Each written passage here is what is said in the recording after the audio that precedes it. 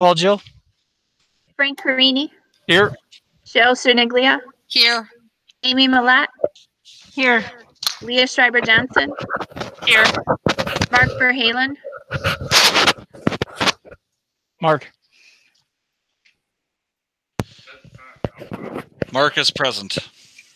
Darren Grabowski. Jane Eichhoff. She is on vacation. Sophia Azim. Francine Annabon. Here. Okay. Thank you, everyone. Again, welcome to our meeting here on September 28th. Number 4 on the agenda is our public input. This is when we ask people who have entered or want to say comments to address the board. I don't know if we have anybody in the room, Dan. Mr. Bennon will join him in a moment, and we might have a person or two in there tonight.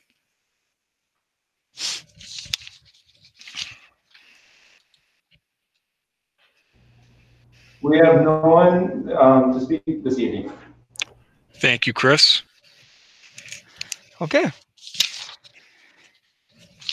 Well, we'll reconvene into informational items on the agenda number 5, high school 21-22 updates with new course proposals. So we're joined by a number of guests tonight on the call. Mr. Krennick is going to start us off, I believe, and we'll hear from some of our high school team momentarily. Can everybody hear me? Okay. So this is an annual update for next year's high school courses for 21-22. Some of the courses have been modified. There are some new courses due to some of the renovations that are taking place at the high school. So there are some new course proposals. Miss Leannis from the high schools on the call with us to help walk through some of the reasons why some of these new courses are being offered and some of the changes due to the facility upgrades, which is exciting to have, to be in that position to have for our students and our teachers. There are 7 new courses that are related to the CTE department. Some of them are transcripted through MATC and Gateway and Industry 4.0 certifications. And then there are 4 courses at the bottom that have some changes to them. So with that, I'll have Kim speak a little bit to the new courses and then changes. And if you have questions, we'll both entertain to answer the questions the best that we can. Kim? I'm here. Hello, everybody. I'm just counting. So 3 out of the 7 new courses that are being proposed are actually part of the computer science pathway with the new hire of a new computer science teacher. We have really done some work. Mike Walvold and Scott Subach have done a lot of work in trying to create a pathway for computer science in order to strengthen that pathway and the interest of our students in that area. One of the things that we're trying to do is expand that program to intersect with both the business department and the technology, the tech ed department in the lower levels so that we can better use some of the resources and facilities that we will have at the beginning of the 21-22 school year. So you'll see the AP Computer Science Principles. We've heard about that course. It's an AP course that is very accessible to a large number of students. And then looking at a video game and app development course, as well as a CompTIA A+ course, which also includes a certification, which is good for us for CTE incentive grants. Right now, we currently don't have any certificates available in the computer science pathway. So this would be a way for us to be able to add some certifications to that pathway. You'll note on the changes, we also looked at kind of redesigning the current pathway. So including making our Intro to Robotics course a little bit more solid, looking to possibly, and this may not, whether it's for 21-22, this one has a little bit of a price tag on it in collaboration with Industry 4.0 and the acquisition of a robot arm. We are talking a little bit about some possible funding sources for that But if we were able to get that robot arm, increasing that intro to robotics course to a full year instead of a semester course, and increasing and including a certification in there.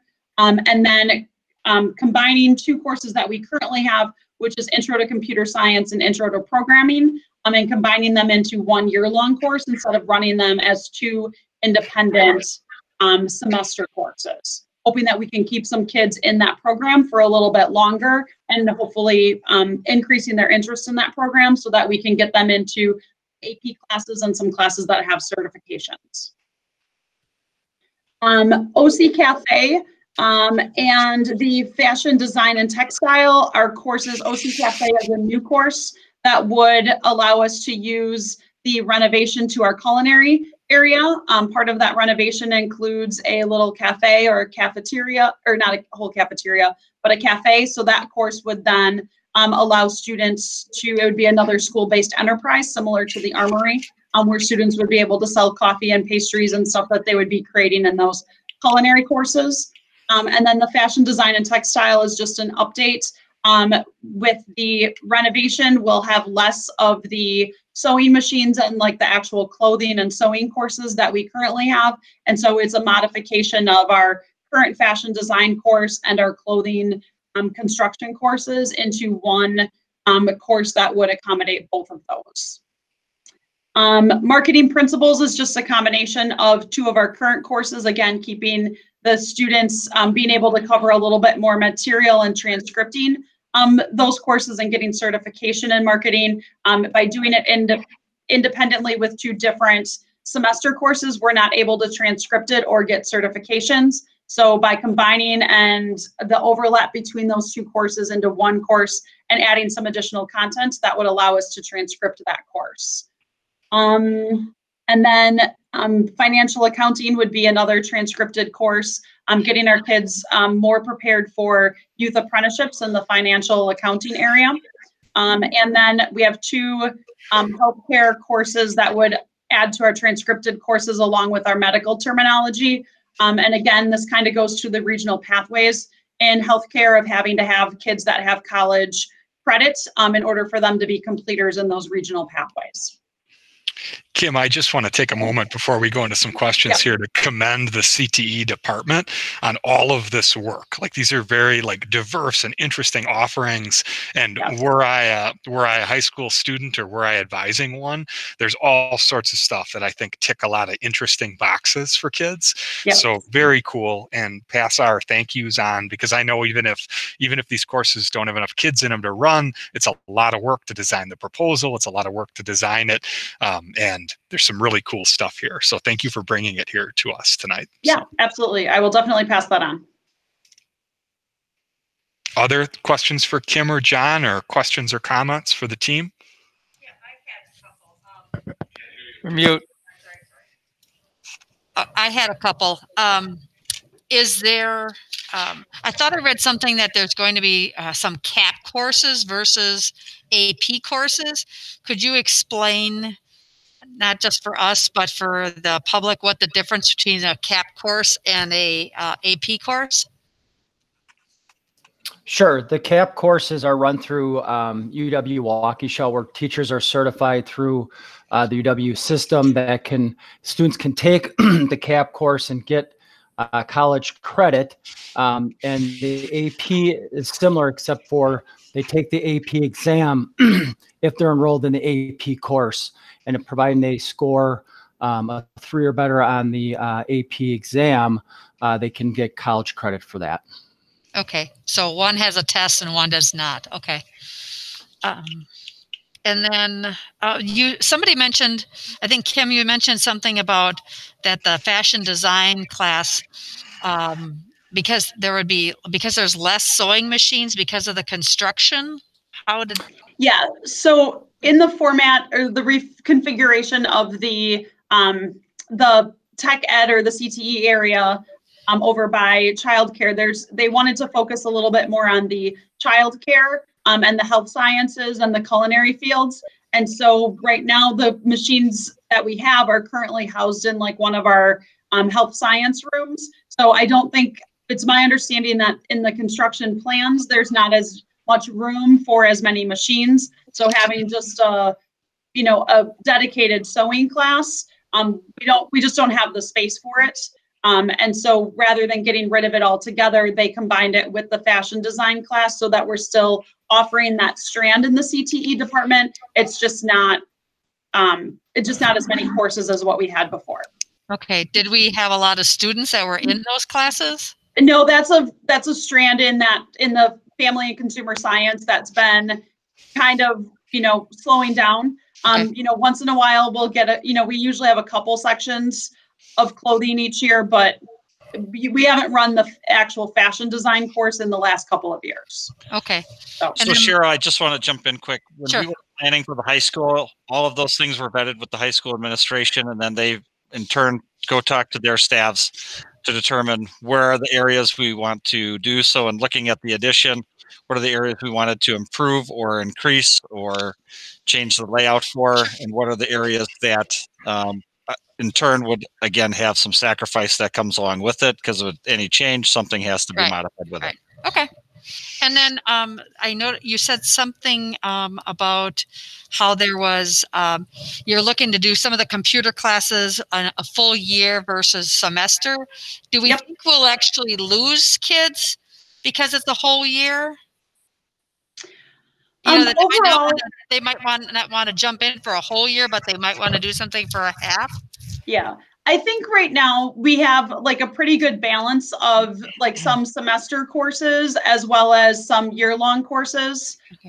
And I think that some of these, as we move forward with them, we'll definitely like kind of revisit, like, is this a ninth, what's being offered at the 9th grade center versus what's offered at the 10-12 building. But I think overall, I think it's going to strengthen the program in order to have some continuity. And have kids kind of commit. We have a lot of courses that are year-long courses, and we have and then we have some, depending on departments, that are semester courses. Okay. So, but, in talking with the department, they're actually looking to more, both in business and in computer science, look more towards making the courses year-long. An example, web media, a couple of years ago, it used to be 2 semester, like independent semester courses in web development 1 and web development 2. And we would see a drop off in the kids in web development 2 because they take the 1 semester, but then forget to take it the next year or not take the full year. And when we made it into a year-long course, we've actually increased the enrollment in both of the, like in the whole year-long course, and had a much more success with it than when we were running it just as individual semesters. Okay, thank you. Yep. I'll just throw in that I'm super excited to see these added course offerings in computer science and the related connections of computer science to these other fields. My current professional life is very much invested in computer science jobs, and I want to scream from the rooftops to every teenager out there, go into computers. There's so much opportunity, and there's this, it's just the best way to write a ticket right now. And if we can help kids get a head start on that, I'm all for it. Yeah. Are there additional classes that'll be added then next year? I guess I was thinking that there would be more with the expansion of the kitchen area at the high school, right? We were looking more at maybe even a Pro Start program. I know that takes a long time to start, but are there other classes that'll be coming the following year? Possibly? I believe so, yes. So I know that they have kind of a plan. I think they want to get the cafe up and running. And I know that there's going to be some reworkings of like our current curriculum of culinary arts. And so I think they're going to dabble with the classes that we currently have, and then see where they need to change and see where the holes are as we move forward.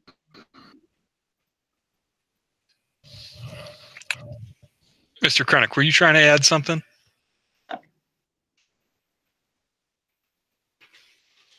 I guess not. We're okay. All right. Any other questions on these? Nope. Thank you very much. Thank you. Yep. Awesome. All right. Student communication update. Okay. So our board representatives are going to share some interesting pieces of information with all of you tonight by way of preview. So I think if you're all set, ladies, go right ahead. All right. Hello, everyone. I'm Sophia. And I'm Francine. And we are your Board of Education representatives for the 2021 school year. Today, we just want to talk a little bit about our plan, and we also wanted to give an update about homecoming. All right, so our expected timeline for this year consists of, mid-September, a couple weeks ago, we had a meeting with Ms. Mongan and our admin team at the high school just to introduce ourselves and go over a couple expectations that they may have had or anything new that they wanted to see for the school year. And then in the middle of October, so in the next coming weeks, we want to start our student body forums. Now, those are the same thing as the town halls that we used to have. We just changed the name to forum because it fits better with what we're trying to accomplish. So just like last year, we're going to have the advisory teachers elect 2 representatives who are from very diverse personality backgrounds. And then these will be conducted during lunch and advisory periods or virtually. And then in the spring, we want to do a spring service project. This is something that was suggested to us last year by our group. Just any project around our high school to make it a better environment for everyone. Last year, we talked a little bit about updating or doing some work to the courtyard to make it more usable. And this just instills a sense of ownership and responsibility in our group and just overall the students so that they feel that they should be giving back to their school. And finally, in June 2021, we plan to do an end of the year reflection and install the new student representative. So Francine will stay and then we'll have a new person. And then that new person will be elected by the student council. All right, so next we wanted to give you a quick reflection of our 1920 school year. This is just a reiteration of what we talked about in June last year. So on the plus side, we had valuable discussions during our student town halls, now called student forums, about school safety. We did a lot of work with the logo project with Mr. Latai, and then also had some valuable feedback about virtual learning. Then we felt that it had a substantial impact on not only us students, but also the administrative team and the board members. And finally, Owen and I, last year, we learned a lot of useful leadership skills like presentation, organization, how to run a forum, things like that. And then on the Delta side, things we could have done better.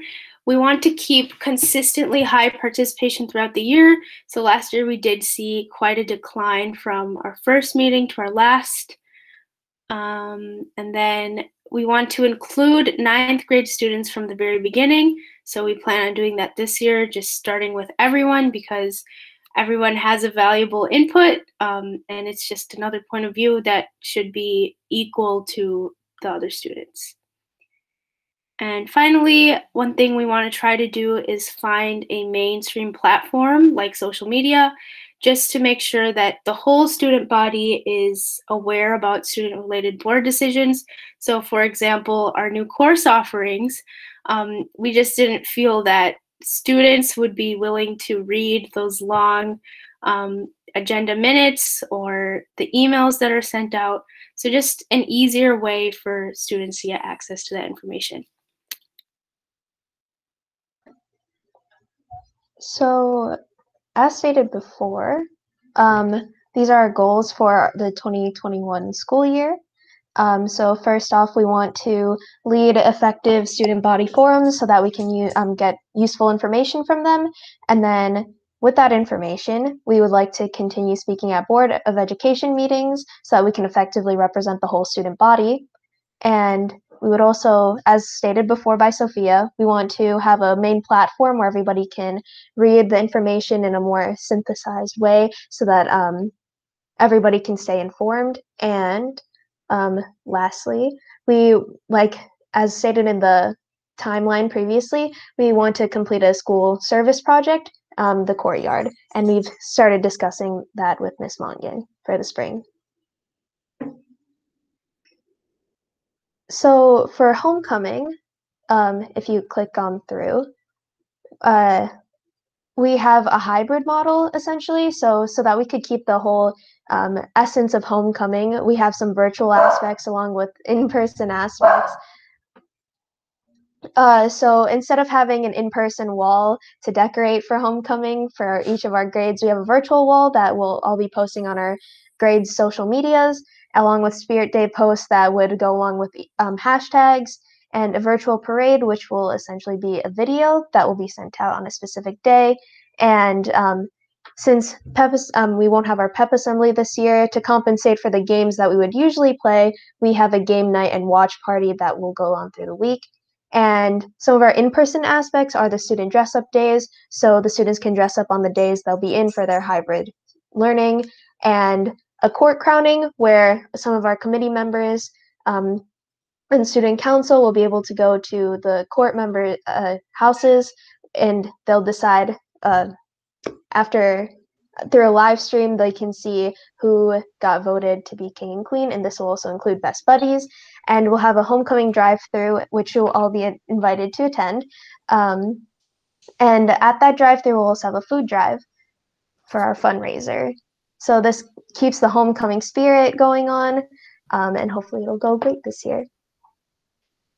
And on the right is just our schedule for the week. Cool. Francine, question for you and Sophia. First of all, thank you for this is awesome. The food drive, are you teaming up with Salvation Army? Okay, Yes. Perfect. Yep. Good. Can one of you ladies explain what the drive-through homecoming is? I've heard some of it on social media, but I just can't quite figure out how it works. Mrs. Sterniglia's actual question is, will there be a board king and queen election? No, like a district no. Okay, No. sorry. Go ahead. Go ahead. I mean, if we really want, I'm pretty sure there would be no objections. Okay. All right, so the homecoming drive-through is basically supposed to replicate how you would go through a Christmas lights showing. So instead of Christmas lights, we're having a bunch of, our theme this year is 70s. So we have a bunch of different 70s attractions, things that represent major events that happened. So people just drive on through, listen to music, look at all the decorations, and then at the end we have a DJ in the parking lot, so students are able to get out and socially distance dance if they want to. Otherwise, they can just go right ahead and leave. Thank you. Please send me an invite. Yeah. Is this going to be? Is that going to be on the Saturday night where the dance would normally be? Okay. Yeah. Yeah, 3 to 6 p.m. on Saturday. Okay.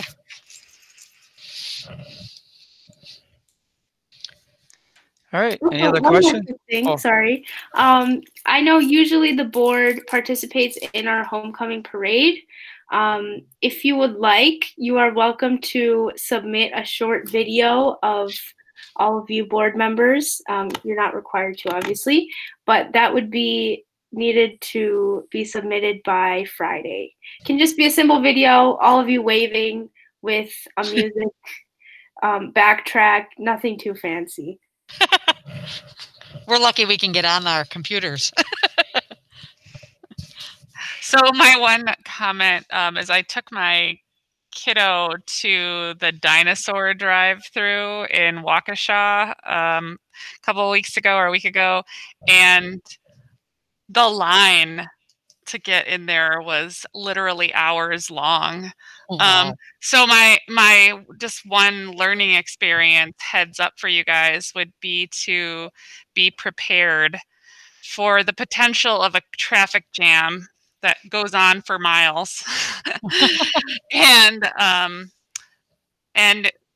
one of the things that they did was they had like carnival food set up. I know we can't get carnival food probably, but like they were prepared for the line to be long with like things for people to potentially get out of their car if they were in a safe place to do, or they could get refreshments to like, whatever. So maybe there's like popcorn available for people in their car or something like that to kind of give some entertainment to people that might be stuck in their car longer than they expected. Those are just some things I took away from my own drive-through experience recently. Also bathrooms. Yeah, that's actually one of the things that we have planned is a concession stand. We were planning on having it at the end of the drive-through, but now that you say that, I think it would be fun to have people walking by the cars to sell stuff if necessary. Yeah. Captive audience. Yeah, that's what they did, Sophia. They actually had like a couple of people taking orders at the cars, and then they would deliver, like they would put a Post-it on the car with like their order number, and then they would run and deliver the food back to the car with the Post-it on it, so that if people didn't even want to get out of their car, they could just wait until they were approached by a salesperson, for lack of a better word. So yeah, you're on the right track with that. Sophia, Francine, I just want to say I think this is really creative, and like there's so much going on right now and all the challenges being faced. Like I think this is such a creative way to still engage in homecoming the way we've all come to kind of expect and love around here, and like incorporate a lot of the fun themes and things that we take so much pride in here in Oak Creek. So like I just wanted to say very creative in a not ideal circumstance, really thoughtful. And I hope you guys get the, I hope everybody recognizes the work involved here and how thoughtful this is and what nice work everyone involved has done. So thank you very much for sharing this with us. So.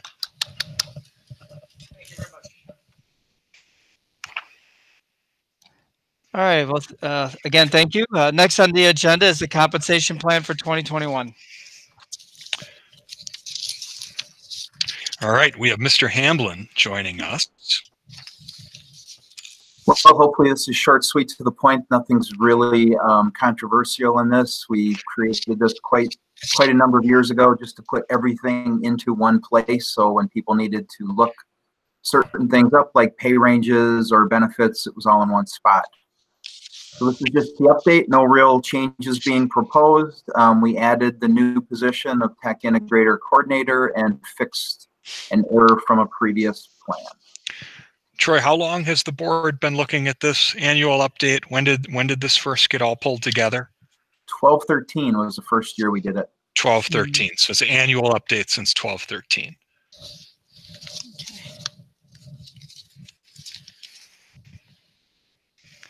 Any questions, anyone? No, and these pay range rules and things, those are just things that we've always had in there. There's no, we're not looking at changing anybody's positions or anything of that nature, correct? Correct on both counts. Thank you. You're on mute. No. No. Nope. No.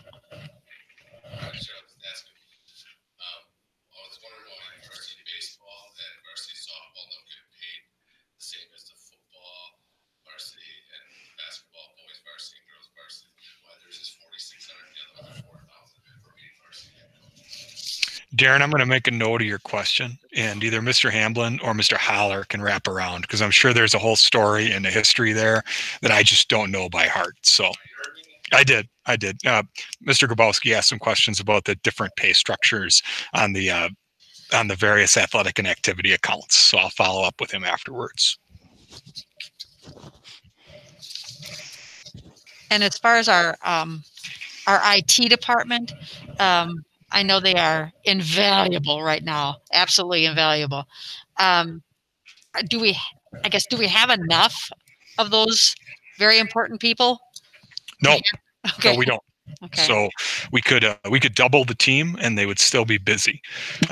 The people we have are amazing, and Yeah, like they are. like they've done above and beyond stuff like deliveries to sites around the community. Right.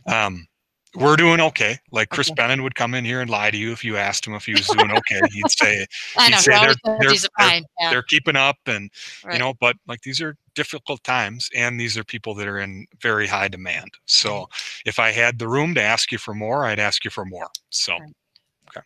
Right. There isn't, I mean, I know in other positions we have done temporary, you know. And they do that. Like they'll bring in temporary or seasonal help. I can't tell you for certain, but I believe they've had an extra temporary individual helping with the turn-in and redeployment for the last couple of weeks. Okay. And they do that sporadically, especially around like really busy times. Okay. And we'll keep doing that if we have to. Okay. I hesitate to say this, but I think that our most difficult days in terms of our lift in the tech department might have been right away in the beginning of the pandemic. Right. And right now we're into a new world where we're trying to make what we have work as well as humanly possible versus just a mass deployment of devices and major troubleshooting. I think right now they're in an okay place. Like we could always be better, but we're meeting the needs of our constituents. We're keeping up. But yeah, tech's one of those things where you could always reinvest in technology. So yeah. And I know we're doing a good job because I have friends in other communities that are not as well off as we are as far as technology wise, and they're hurting. So kudos to our department.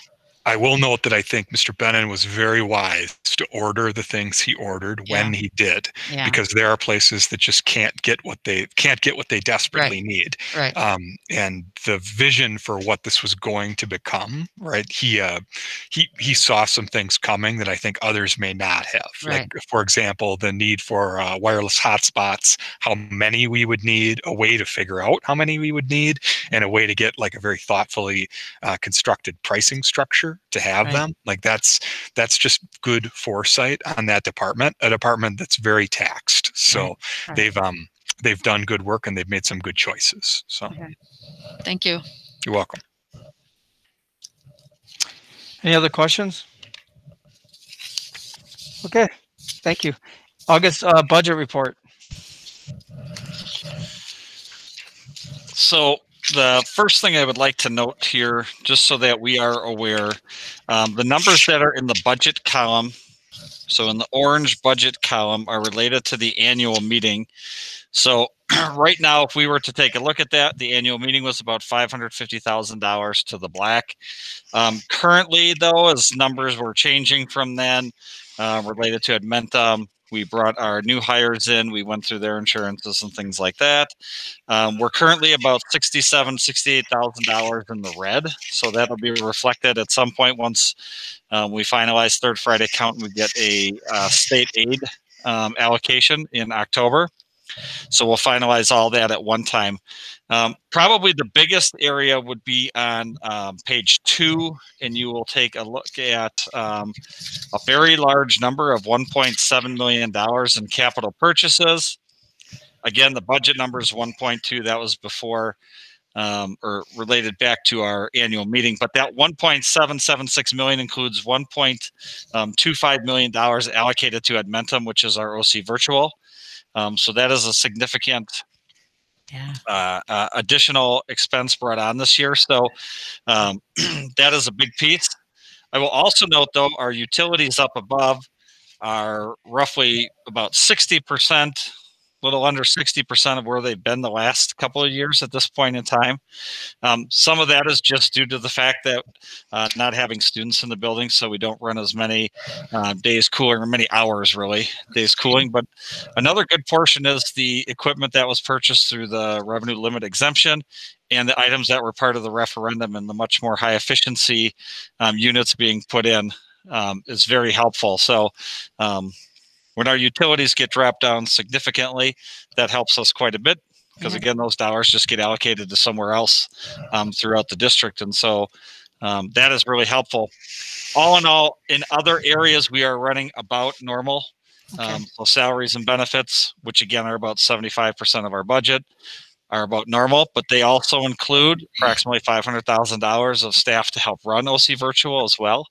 And so it's important to note that while they're trending with where we would usually be as far as a percentage basis, we do have a significant add for this particular year to help cover, again, probably our second largest school in the district is OC Virtual. So running that particular unintended piece when we planned a year ago at this point in time.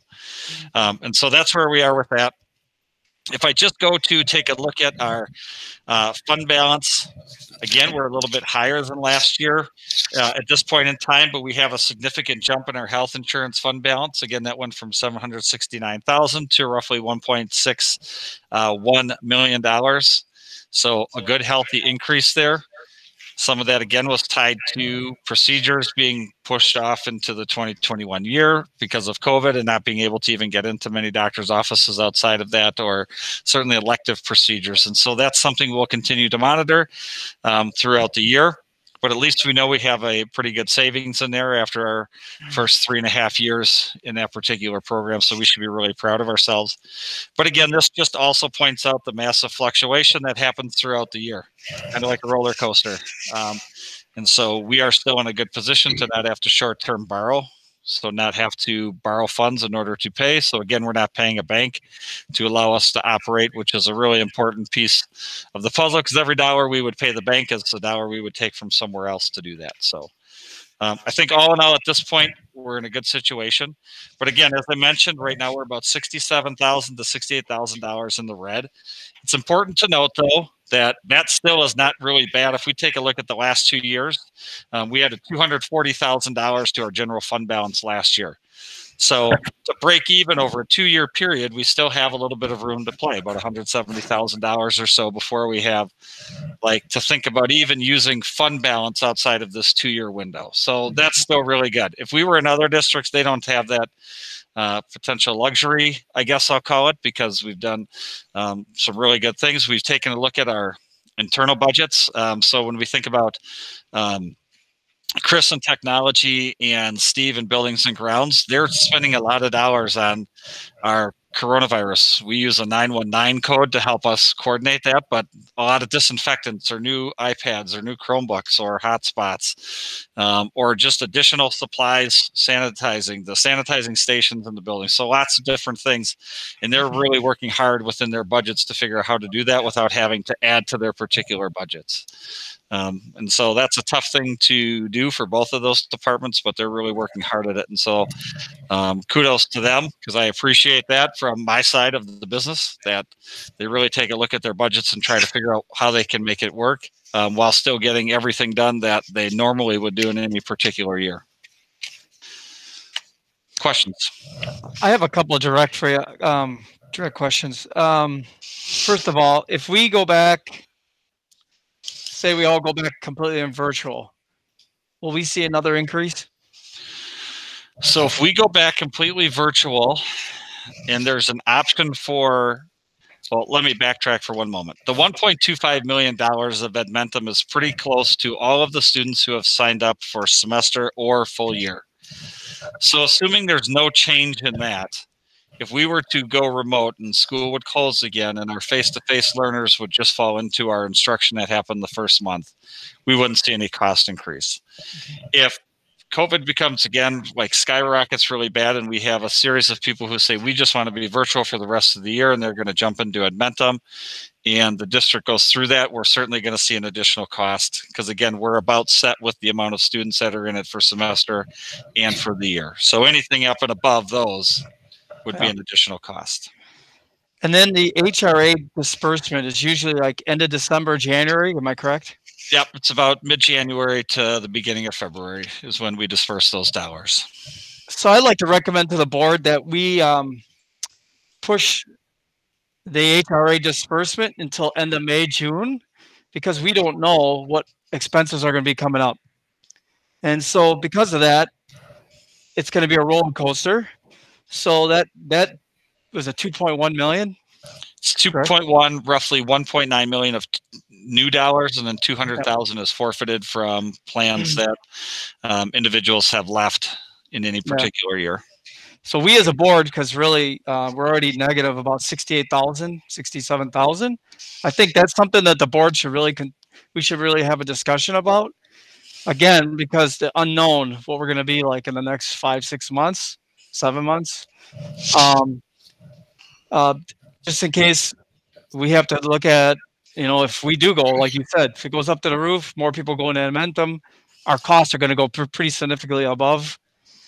And this district, not short-term borrowing, that's a conversation we need to have. So just something to think about. So it's just moving it from January till May or beginning of June, and then how that conversation looks like. So I'm just looking at the numbers. I don't know if other people want to comment, but that's something to think about.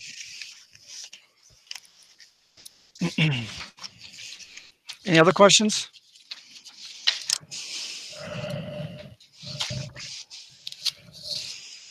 Okay. Review upcoming school board tentative agendas. So here in October, which is upon us in just a few days, we'll come back around with the compensation plan and the vote on the new courses and course changes that you heard about tonight.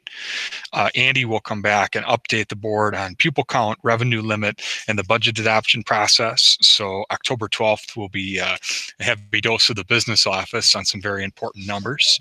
Late October, again, from the business office, the 2021 fiscal year budget and combined tax levy, 2 certifications, and informational reports on retention from Troy, a donation report from Andy, and a September budget report from Andy. So we're fiscally heavy in the month of October. And I wouldn't be surprised if we ended up with another thing or two on the agenda before we're done. But a lot of business office and human resources updates this coming month. Are we sticking with meetings here and not going to the city hall? So Amy, right now, we can't go back to the to City Hall, and they'll let us know when we can. Right? It's nice. Like I like being able to do our live stream and stuff there, etc. As soon as they tell us we can come back, I'll let the board know. We'll make our move back. So until then, we're here at DO at our sweetheart tables with our headsets on. So. Dan, one of these agendas, I'd like to know, like I have a discussion, what phase 3 looks like. Sure. So we can talk about that, and you and I can talk about timing, right? Like I think it's we're day 1 of our second day of school, and tomorrow's day 2 of our first day of school. But probably October, you and I can talk about a good spot to plop that in here. So see how things are going, see how things look. Keep watching our numbers, and we'll keep updating our dashboards every Friday like we have been, despite us being into phase 2 now. Right. So we'll be able to keep a close eye on all those things. Can we get an update, or at least somewhere in here, from our building construction programs? Not the construction program. Our renovation. No problem. Okay. Progress report. Yes, thank you. Images, no worries. Andy and I have a weekly meeting with the group. We'll put something together for you too. It's a good time for it. That's one of the silver linings of all of this. Like good progress. So. Right. Any other questions? Okay, do we have a motion to adjourn? Sir Nigley moves to adjourn. Malat second. Any discussion? All in favor, say aye. Aye. Opposed, say nay. Thank you, everyone. Have a good night.